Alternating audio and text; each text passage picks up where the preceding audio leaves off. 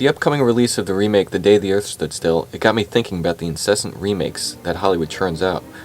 When I hear about a remake, my standard reaction is usually of indifference or complete disbelief. Like this film, I love the original, an engaging story that had interesting characters, memorable scenes, with a powerful message at the end. In my mind, there was no desperate need to remake it. Usually this is the case with most remakes. The addition of contemporary movie stars, a bigger budget, snazzier special effects, and it being filmed in color typically won't make the story any better. And usually these are the only additions remakes have to offer. I've tried giving remakes a chance and have hoped for the best, but have just been consistently disappointed. Now maybe this new of The Day the Earth Stood Still version is going to be good or even better than the original. I don't know, I haven't seen it, but if I had to place a bet, I would say it won't be. I know remakes are nothing new. They were doing remakes ages ago. Heck, even Hitchcock remade one of his own films. Some films have been remade a handful of times.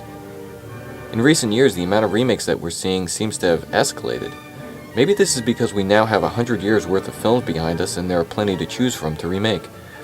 The type of films Hollywood releases are either adaptations of literary works, TV shows, sequels, foreign films, and just straight out remakes of their own films. Actual original films appear to be on the low end. It's kind of ironic with all this new technology we now have and the advancements in making it a real thrilling experience to watch a film. We're seeing the same ones as we did years ago. Even if you go with the idea that there are only 5 stories to tell or whatever the theory is, at least they could try to mix things up a little more. I don't like how it sometimes feels that Hollywood expects that just because the original is so beloved, that affection is going to bleed into this new version. If anything, the expectations increase when it's announced they're going to do their take on the same film. In some rare cases, a remake actually works and becomes its own story. It's a successful retelling and stands on its own. But usually the originals told their stories as well as they could have, and there's no real need of trying to improve on it. The original must have done something right if it's still remembered years after its release.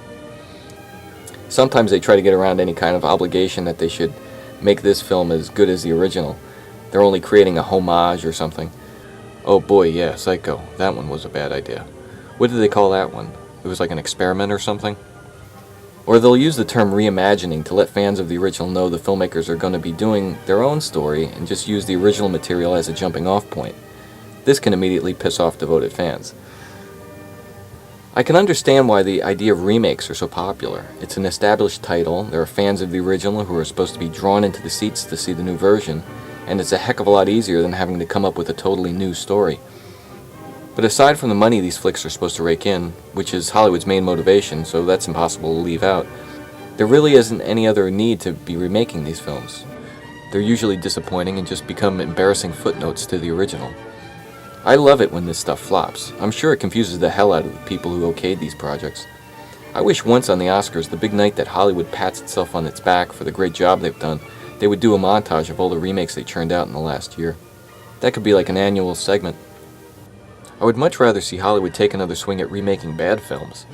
A film that, despite failing on any number of levels, story, characters, dialogue, performances, direction, a talented filmmaker comes along and sees a sliver of inspiration in it, and they fix what went wrong with it the first time around. They could just call it a do-over.